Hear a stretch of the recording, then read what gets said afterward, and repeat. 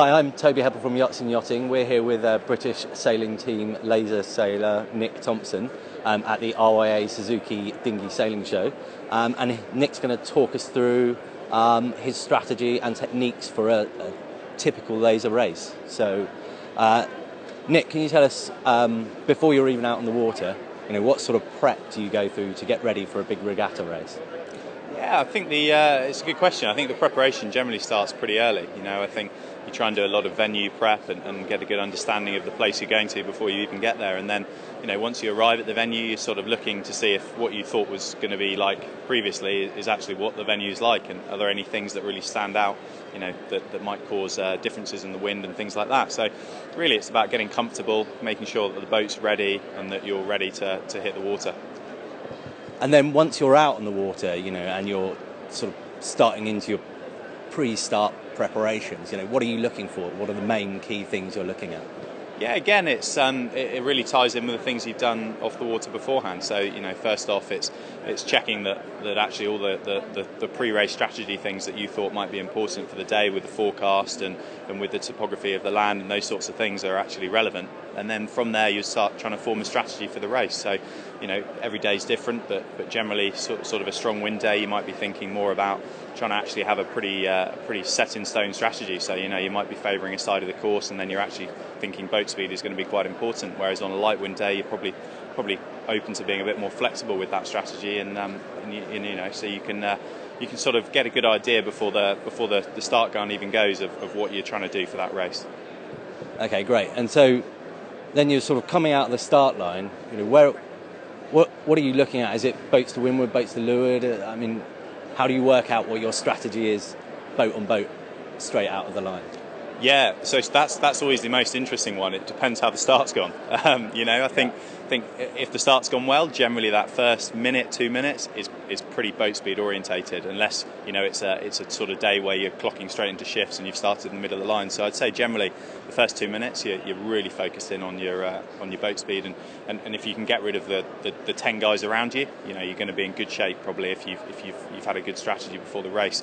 And then the focus switches quite quickly into the tactics of that race. So, as I said before, that every day is different. Some days, you're thinking very much head out the boat. You're looking around. You're looking for those little pockets of pressure, those wind shifts that are going to get you to that windward mark the quickest. And other times, you're very locked into trying to get to one side of that race course as quickly as possible. And if your start's gone badly, what are you looking for? How do you find that lane out of bad air? Yeah, the bad start's always the tricky one. I think the biggest thing there is not to panic. I think it's very easy to immediately go into a mode of, okay, I'm going to bang a corner. I think we've all been there, and actually trying to take the emotion out of that decision and think of it objectively is the way to do it. So you're looking immediately for options, and what I mean by that is, okay, maybe hitting slightly towards the side might be a good idea, but generally if the fleet's going one way and you're going the other, there's a reason why, so that's probably not going to be the game.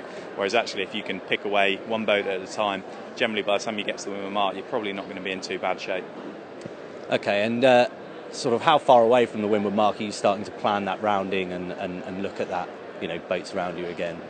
Yeah, really early. I think the whole way upwind you're always looking at where the other boats are, so you're always looking out for your position relative to the fleet. So if there's a lot of boats lining up on that starboard ley line early, and you're not in that top group, actually a port approach might not be a bad idea. There's a potential gain there. Whereas if there's a lot of boats coming in on the port ley line and you're one of the few on the starboard, again there's a real good chance to gain. So I think you build up a really good picture as you're going around the racetrack, and then you try and implement that as you get close to the windward mark. So we're talking probably halfway up the beat really is when you'd actually start planning that windward mark. And best mark rounding in the world, you hit your starboard ley line, you're coming in, you're leading the fleet. Do you get your sail set up pre-mark rounding for the downwind? Is that? Yeah, it's I think in the ideal world, if you're leading the race and you've got time, yeah, you would absolutely. You'd get the cunning off, you get the outhaul set to the reaching or downwind setting, and then obviously the van goes off right before you round the mark, and big main sheet ease, and again another key there is making sure that your main sheet's sorted before you get to that windward mark. I think every laser sailor in the world has had a moment where they've had the main sheet wrapped around their feet, which obviously doesn't work out.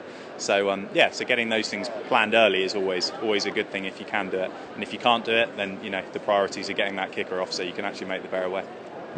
Okay, great. And then obviously you're on the downwind, so just give us a bit of an insight into a laser sailor's downwind strategy. Yeah, I think again it's another it's a theme I'm going to keep coming back to is planning. I think when you're sailing up that upwind leg, you're getting a good understanding of what you think is going to happen on either a reach or a downwind leg. So if it's a reach where that mark is. So if it's a high reach or a low reach, because that's massively going to influence your approach to that windward mark. If it's a high reach and you come in slightly underlaying, you're going to get rolled by a lot of boats immediately. Whereas if you can overstand slightly, you've got the opportunity to do that to them. So, I think that's something that you can think about a lot before. If it's onto a run, you're thinking about where the pressure is, which side of the racetrack is going to be the most breeze, and are there any significant things that are going to influence that tactical decision? For example, is the leeward mark offset a long way to one side, or is there a lot of current that's going to push me off course downwind? And presumably, running is where you see the biggest differences in your sort of sailing technique in the boat, between windy and light conditions. Is that fair? Yeah, definitely. I think in a laser and especially in a lot of dinghies, you see big angle changes downwind, and and a lot of that is to do with the waves and the wind. So obviously, if it's quite a wavy day and quite windy, you're just trying to surf. You're literally not worrying too much about the pressure, and you're just trying to surf as quickly as possible down each wave and make progress towards that leeward mark. Whereas in those lighter winds, you're generally sailing quite hard angles to get the flow going over the sail. So if you're hard by the lee, the flow's going from the leach to the mast, and if you're on a bit of a broad angle, it's obviously going the other way. So I think the laser especially is one of those boats where you're absolutely right. You see huge differences in technique across the wind ranges. Okay, and then presumably in a breeze, the leeward mark's coming at you pretty quickly. So do you start prepping for that even further out again than the windward, or is that about half leg again? Yeah, no. Again, it's exactly as you said. I think you're thinking about your strategy for the next upwind leg, probably halfway down that run. You're getting a good idea of where the breeze is for that next beat, what might be the big gains and losses potentially at that leeward mark. So once you've done that, you'll then pick if it's a gate, you'll pick a gate pretty early and have an understanding of which one's got the bias and which one's going to take you to the side of the course you want to go. That's often a missed opportunity. There is often people will sail too much for just one mark because of a lot of boats or because of a bias and not think too much about the strategy for the next beat. So it's something you'd prep early. Then as you get closer to the mark, if it's really breezy, as you're saying, get those controls on early. There's no reason not to pull on that Cunningham early before you get to the mark, get the outhaul set to the upwind position, because it just makes life easier. If you're messing around with all those things, when you get close to that mark, you're probably going to be in trouble.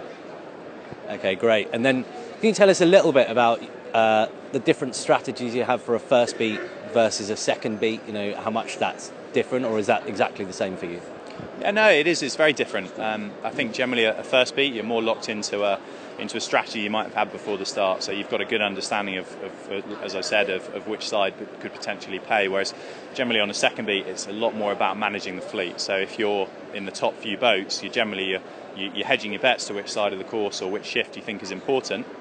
But you're also doing that whilst managing the boats behind you. So that might be one or two boats that you're trying to influence, or it might be actually just staying with the majority of the fleet, so you don't, give away too much leverage if there is a big shift or a big change that you haven't seen. So I think the strategy does change very quickly from the first beat to the second beat.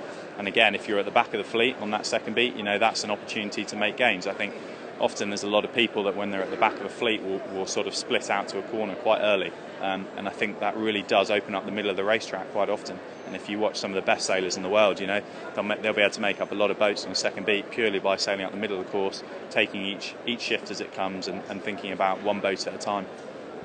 And sort of on that note, when you're in a regatta situation and you're racing, you're doing either quite well or not very well, how much are you thinking about the points at the end of that regatta and who you've got to look out for and that sort of thing? Is that in your head? Yeah, I think I'd be lying, and I think most sailors would be lying if they didn't think about their competition a little bit. You generally have a good idea of who the top guys are in the fleet, and as you're racing, you sometimes you're sometimes looking around going, oh, okay, well, that's interesting. Tom Burke and Robert Scheidt are going that way. I'm going this way. I wonder why. And you do think about that, but generally you try and stick to your plan. And the only changes that would really occur is exactly as you talked about. You get halfway through a regatta, the points are all starting to add up, and you get an idea of who's going to be your competition. And a good example would be something like Miami OCR that I just completed. I knew going into that final day, I had a good points margin. I knew who my competition were, and I tried to stay pretty much between them and the fleet a lot of the time. So, yeah, I think you certainly do think about the points quite a bit. But early on in the regatta, you're really just trying to sail your own race. Okay, and if you cross the finish line and you happen to have had a bad race, and say you've got another one coming up, how do you get your sort of head into the right frame of mind to start going through that pre-start and be in the right place to go out and win that next race? What do you do? Yeah, it's a really good question. I think it's a very important area that's often overmissed. I think the most important thing really is not to be afraid of just having a little vent. I think just let it out. If you've had a bad race, it's okay to be a little bit annoyed, but if you don't do that, I think often you'll be clinging onto it for the whole day in the next race. So I think often I'll have a little sort of internal moan at myself and be a bit frustrated. But then as soon as I've done that, I'll switch into the next race. So I'll talk to my coach, and if I don't have a coach, I'll try and process what happened in that race, where the mistakes were, where the gains were, where the good things were, and then try and move on to the next one. And I think if you can do that and not get too caught up into actually what were the things that went wrong, and then trying to do the complete opposite for the next race, which is often what people will do. I went left on that beat and the wind went right, so the next race I'm going right. That's generally not the way to race. It's about the next race as it comes around, and it's another opportunity to do well again. So yeah, I think switch off a little bit, get the frustration out, and then refocus to the next one. Well, thanks for giving us your time, Nick, and let's hope there aren't too many bad races on the way to Rio. Thanks very much. Cheers.